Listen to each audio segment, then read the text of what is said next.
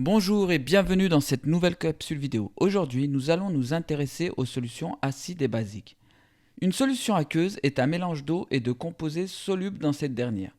Lorsqu'on prépare une solution aqueuse, on utilise toujours de l'eau et un solide. On dit que l'eau joue le rôle de solvant car c'est un liquide capable de dissoudre certains composés solides. On dit que le solide joue le rôle de soluté car il est destiné à se dissoudre.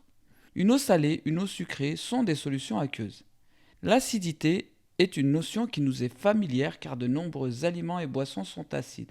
À l'opposé des solutions acides, il existe des solutions basiques.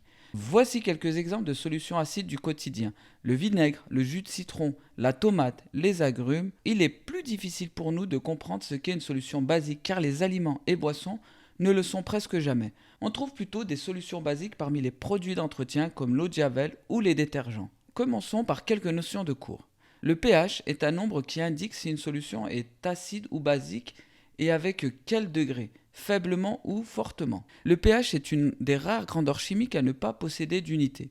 Si le pH est compris entre 0 et 7, la solution est acide. Plus le pH est faible, donc proche de 0, et plus la solution est acide. Si le pH est égal à 7, alors la solution n'est ni acide ni basique. On dit qu'elle est neutre. Si le pH est compris entre 7 et 14, la solution est basique.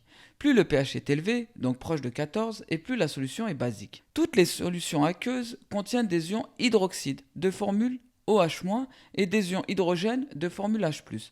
Lorsqu'une solution est neutre, il y a autant d'ions hydroxydes que d'ions hydrogènes. Les ions hydrogènes sont responsables de l'acidité d'une solution. Lorsqu'ils sont plus nombreux que les ions hydroxydes, la solution est acide. Inversement, les ions hydroxydes sont responsables du caractère basique d'une solution. Lorsqu'ils sont plus nombreux que les ions hydrogènes, la solution est basique. Nous allons voir maintenant comment le pH peut être évalué en utilisant du papier pH. Il s'agit de bandelettes imbibées de produits chimiques qui prennent des couleurs différentes selon le pH. Il suffit alors de déposer une goutte de solution sur une bandelette et d'observer sa couleur. En comparant cette couleur à un index, on en déduit la valeur du pH. Attention, il s'agit d'une méthode qui ne donne qu'une valeur approximative et ne permet de déterminer le pH qu'à l'unité près. On peut aussi le mesurer en utilisant un appareil appelé pH-mètre. Celui-ci est composé d'une sonde.